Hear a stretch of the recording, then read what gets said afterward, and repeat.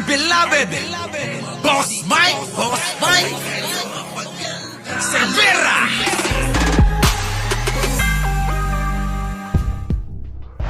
So medyo naloka, na-alarma at naintriga tayo sa nakita natin sa isang verified page.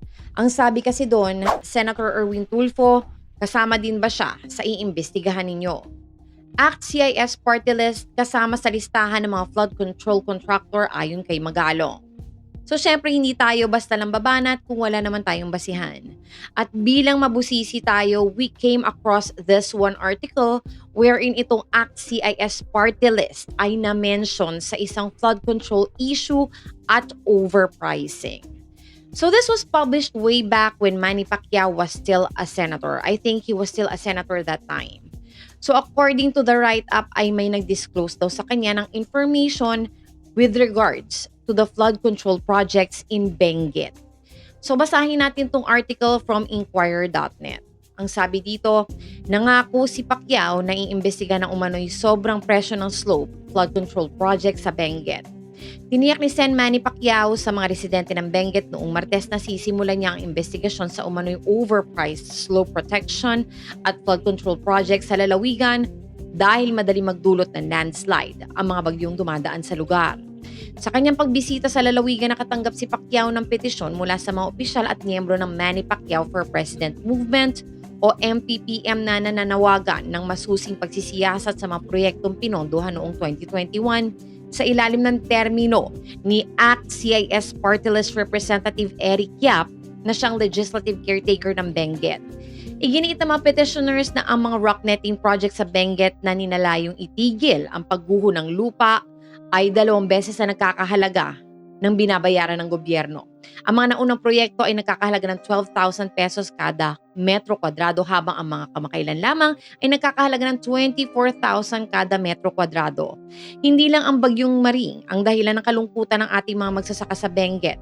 Ang pandemyang ito ng COVID ay nagdala ng mas malaking problema kasama ang mga oportunistang opisyal ng gobyerno.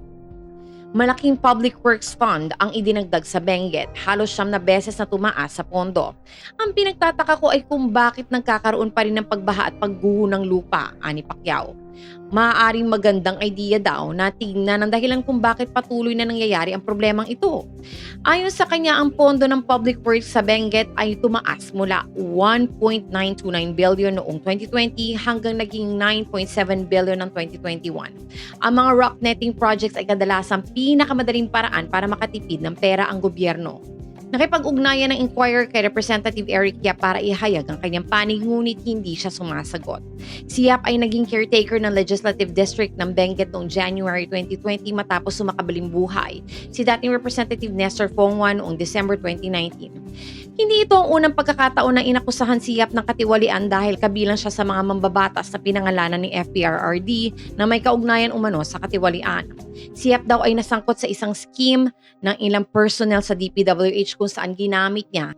Ang nakakapagtaka kasi dito is bakit ngayon lang Senator Erwin Tulfo, senator na siya, pero wala siya na-mention about this or at least isama sa investigation. Ang daming hanas ni Senator Erwin, tira siya ng tira, paimbestiga dito, paimbestiga dyan. Pero how come itong pinakamalapit sa kanila, hindi nila i-include? So Senator Erwin Tulfo, baka naman, bakit hindi po natin isama sa investigasyon itong overpricing slope? Pati po sa'yo, Mayor Magalong, balikan niyo po sana ito at isama niyo po sa listahan ng mga dapat siyasatin na magkaalaman po kung sino talaga ang mga nangurap ng pondo ng bayan.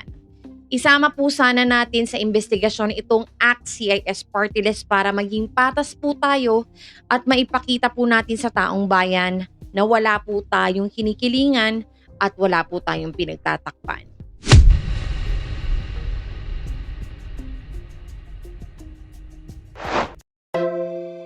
Sa ngalan po ni Boss Mike Cervera, ito po si Auntie Mama ng Rizal, also known as Anino TV, na nagsasabing mahalin po natin ang ating kapwa, ipagdasal po natin lagi ang ating bansa. Magandang umaga, magandang hapon at magandang gabi, saan man dako ng mundo naroon kayo, at syempre, magandang buhay na rin para sa ating lahat. Maraming salamat po. Our beloved Boss Mike Cervera.